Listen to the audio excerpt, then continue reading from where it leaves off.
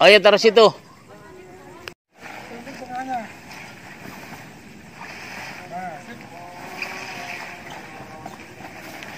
Ya, ini persiapan untuk pemasangan tenda untuk sholat Id dan halal bihalal.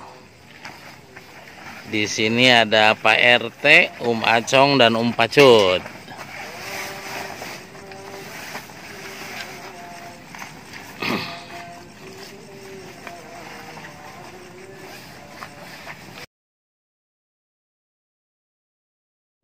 Nah, Dila bisa di tengah aja biar nggak mepet. Safenya dibuat saf kedua, jadi jaraknya biar aman.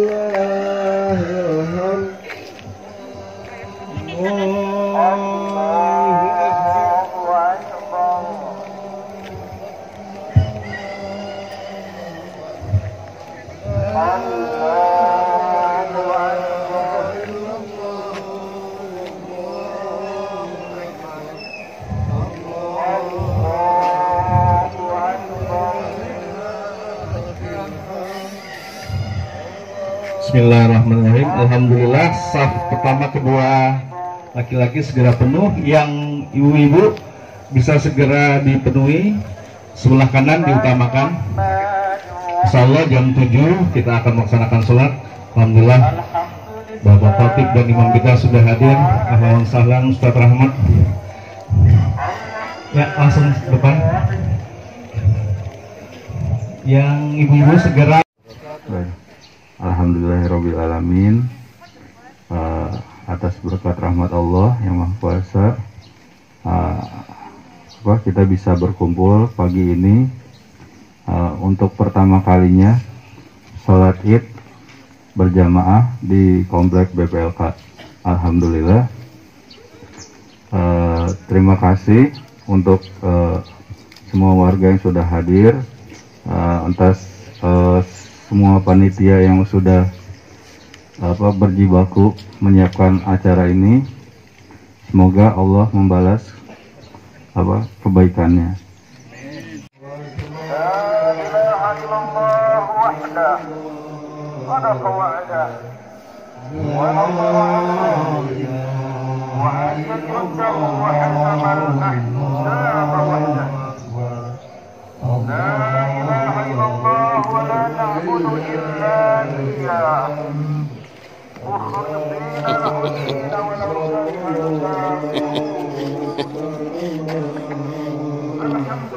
Berapa orang nih?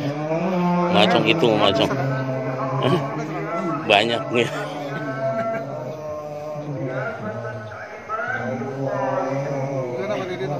Oke.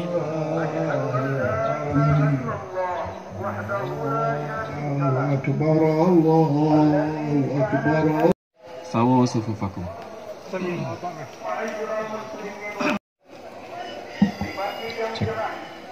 Penuh kebahagiaan dan keberkahan setelah 1 bulan bersama Ramadan. Asyhadu anna Muhammadan abduhu wa rasuluh la nabiyya ba'dah.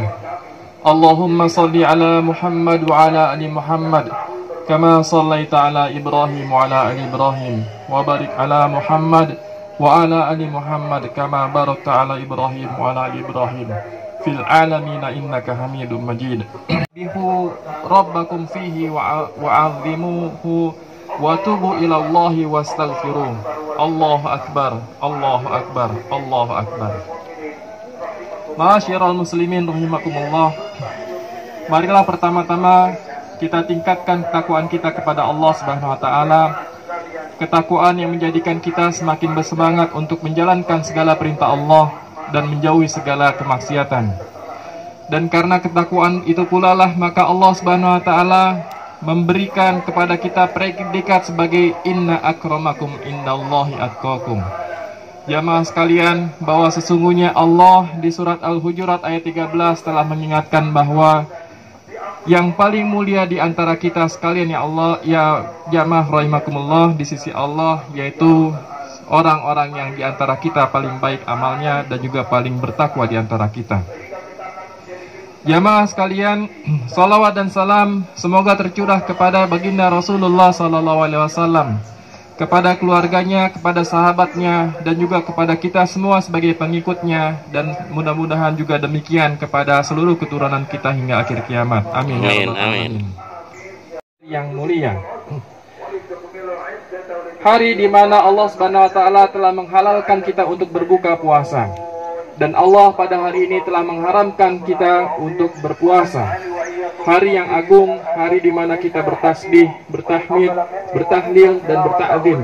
Maka marilah kita senantiasa bertasbih kepada Allah Subhanahu wa taala dan meminta ampun kepada Allah Subhanahu wa taala. Allahu akbar, Allahu akbar, Allahu akbar. Jamaah sekalian, kisah dari seorang sahabat Rasulullah SAW, kisah yang diabadikan dalam sejarah Islam dan kemudian untuk kita contoh semuanya. Sahabat tersebut bernama Sya'ban radhiyallahu anhu. Sya'ban yang ketika itu jamaah sekalian tinggal di sebuah rumah. Tapi jamaah sekalian, Rasulullah SAW menghargainya dan kegigihannya dalam ketaatan kepada Allah Subhanahu wa taala. Sya'ban sekalipun jarak rumahnya ke masjid sangat jauh dan paling jauh di antara para sahabat yang lain, tetapi Sya'ban tidak pernah tertinggal untuk salat subuh berjamaah. Mengerti bahwa itu adalah tempatnya Sya'ban untuk beriktikaf sebelum melakukan salat subuh berjamaah bersama Rasulullah SAW dan para sahabatnya. Allahu akbar, Allahu akbar, Allahu akbar walillahil hamd. Akhirnya bertanya lagi kepada para sahabat, wahai sahabatku, adakah yang tahu di mana rumah Sya'ban? Aku khawatir dengannya, dan maukah kalian untuk mengantarkanku ke rumahnya? Kemudian salah seorang sahabat berkata, wahai Rasulullah, sesungguhnya aku tahu di mana rumah tinggal Sya'ban. Kemudian jamaah sekalian, berkunjunglah Rasulullah SAW dan para sahabat ke rumah menunda sejenak hingga kedatangan Sya'ban. Tetapi jamaah sekalian, setelah ditunggu beberapa lama dan khawatir kesiangan sholat subuhnya, maka kemudian Rasulullah SAW. Hal kedua jamaah sekalian, Allah juga memperlihatkan kepada Sya'ban tentang surga yang akan didapatkannya kelak atas amal soleh yang dilakukan atau dilakukan oleh Sya'ban ketika hidupnya di dunia. Hal yang kedua yaitu ketika Allah Subhanahu wa taala memperlihatkan surga untuk Sya'ban karena Sya'ban telah beramal soleh. Suatu ketika jamaah sekalian, di musim dingin, Sya'ban ketika ingin menunaikan salat subuh berjamaah di masjid sebagaimana biasanya, membuka pintu rumahnya dan berhembuslah angin yang sangat dingin. Ketika itu Sya'ban telah mengenakan baju yang paling bagus, baju yang paling baru untuk salat berjamaah di masjid. Dan ketika hembusan angin dingin terasa, maka kemudian Sya'ban masuk lagi ke dalam rumah untuk mengambil baju tambahan, baju yang tidak sebagus yang dipakainya pertama. Kemudian dengan berbekal 2 lapis baju tersebut, Sya'ban pergi ke masjid. Dan di tengah jalan ketika menuju masjid, Sya'ban menemui seorang yang sedang berbaring kedinginan. Melihat hal ini, jamaah sekalian, atas hal ini Allah Subhanahu wa taala berikan surga untuk Sya'ban. Surga yang sangat luar biasa indahnya, dan kemudian Sya'ban pun menyesal. Laukana jadidan. Ya Allah, kalau saja ketika itu aku berikan baju yang baru untuknya, maka tentunya surga yang engkau sediakan untukku akan lebih indah lagi untukku.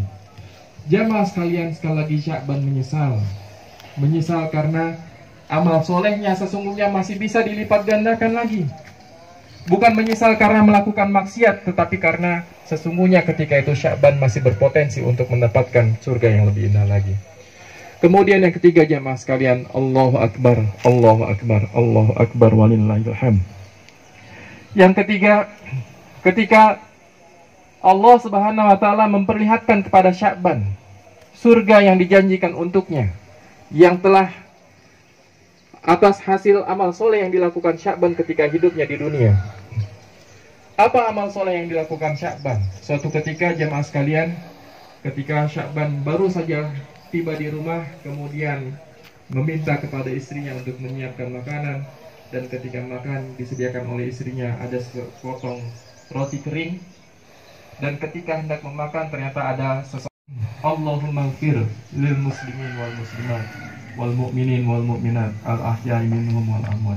Allahumma ighfir lana dhunubana wa israfana fi amrina wa thabbit aqdamana wansurna 'alal qaumil kafirin. Allahumma ighfir lana dhunubana wa israfana fi amrina wa thabbit aqdamana wansurna 'alal qaumil kafirin. Allahumma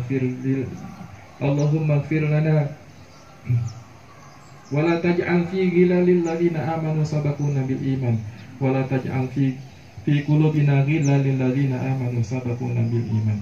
Allahumma a'izzul islam wal muslimin wa adhillati syirka wal musyrikin wansur ibadaka muwahhidati wansur ma'an nasaraddin wahdhul man khadhala muslimina wa dammir a'da'ad-din wa li kalimatika ila yaumiddin. Rabbana hablana min azwajina wa dhurriyyatina qurrata a'yun waj'alna lil muttaqina imama. Allahumma inna nas'aluka al-huda wat tuqa wal afafa wal ghina. Ya Allah ya Rabb kami, terimalah segala amal soleh kami di bulan Ramadan yang lalu ya Allah. Amin. Ya Allah ya Rabb kami, terimalah saum kami ya Allah. Ya Allah ya Rabb kami, terimalah tilawah kami ya Allah. Ya Allah ya Rabb kami, terimalah salat-salat kami ya Allah, i'tikaf kami ya Allah. Ya Allah ya Rabb kami, terimalah infak kami ya Allah. Ya Allah ya Rabb kami, terimalah sedekah kami ya Allah, terimalah zakat kami ya Allah. Ya Allah ya Rabb, ampuni segala kelalaian kami ya Allah. Lalai dalam sholat, lalai dalam beribadah, lalai dalam berpuasa ya Allah. Ya Allah ya Rabb, sesungguhnya kami masih banyak melakukan kelalaian di bulan Ramadan yang lalu. Ampuni kami ya Allah. Ya Allah ya Rabb, berikan kesempatan kepada kami ya Allah untuk menjumpai dengan Ramadan yang tak akan datang ya Allah dengan sukacita ya Allah. Rabbana atina fid dunya hasanah wa fil akhirati hasanah wa qina adzabannar. Ibadallah, innallaha ya'muru bil adli wal ihsan wa ita'i dzil qurba wa yanha 'anil fahsya'i wal munkar wal baghi ya'idzukum la'allakum tadhakkarun. Fadhkurullaha yadhkurkum wad'uuhu yastajib lakum wa la dzikrullahi akbar.